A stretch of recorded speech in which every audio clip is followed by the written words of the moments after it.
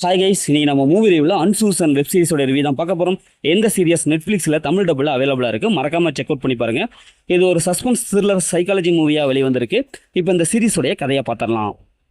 ஒரு அமைப்பு ஒன்று இருக்குது. இந்த அமைப்பில் தான் அந்த சிட்டியில் குறிப்பிட்ட பகுதியில் இருக்கிறவங்க வாழ்ந்துட்டு இருக்காங்க. அவங்க சொல்கிறதா ரூல்ஸு. ஏன்னா இந்த அமைப்பில் நிறையா ஃபேமிலி வந்து அப்படி கனெக்ட் ஆகிருக்கு. இந்த ஃபேமிலியில் தான் நம்ம ஹீரோயின் இருக்காங்க. பார்த்தீங்கன்னா ரொம்ப கட்டுப்பாடோடு இருக்காங்க. அவங்க கணவன் சொல்கிறதா இவங்க வந்து கேட்கணும். அவங்க வீட்டில் என்ன சொல்கிறாங்களோ தான் இதை கேட்கணும். அவங்கன்னு தனிப்பட்ட சுதந்திரம்லாம் கிடையாது. அந்தளவுக்கு ஒரு கட்டுக்கோப்போடு அப்படியே வாழ்ந்துட்டு இருக்காங்க. திடீர்னு பார்த்தா அவங்க வீட்டுக்கு ஒருத்தர் வரான், அடிபட்டு பயங்கரமாக வரான். உடனே அவங்க ஃபேமிலி அவனை அப்படியே காப்பாற்றி எல்லாம் மருத்துவ உதவியெல்லாம் செய்கிறாங்க. ஆனால் அவன் போலீஸ் தேடிட்டு இருக்கிற ஒரு கிரிமினல். இப்போ இறுதியில் அந்த கிரிமினல் அந்த வீட்டில் என்ன பண்ணுறான், நம்ம ஹீரோயினி இந்த அமைப்பிலேருந்து எப்படி தப்பிக்கிறாங்க, இறுதியில் என்ன ஆச்சு அப்படிங்கிறதான் இந்த சீரீஸோடைய கதை.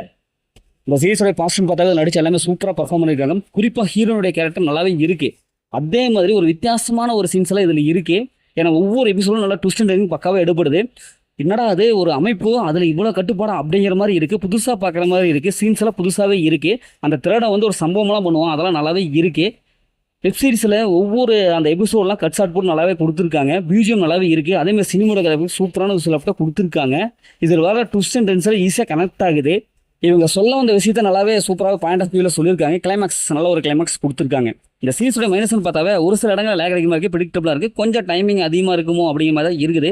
இன்னும் ஒரு கட் ஷாட்ஸ் போட்டு எடுத்துருக்கலாம். ஃபஸ்ட்டு 3 எபிசோடு நல்லா இருக்குது. அடுத்தது சென்ட்ரலில் வர அந்த எபிசோடெலாம் கொஞ்சம் லேக் அடிக்குது. அதுலேயும் கொஞ்சம் ட்விஸ்ட் அண்ட் டர்னிங்லாம் கொடுத்து நல்லா எடுத்திருந்தாங்க, நல்லாவே வந்திருக்கும். இந்த சீசன் அந்த மாதிரி சீன்ஸ்லாம் இருக்குது. அதனால் ஃபேமிலியை தவிர்த்து தனியாக பாருங்கள். மொத்தம் எப்படி சூப்பராக சும்மா இந்த சீரியஸ் ஒரு ஒருத்தான சீரியஸ் தான். ஓகே, இதேமாதிரி அடுத்த ஒரு புதிய மூவி ரிவ்யூ சந்திப்போம்.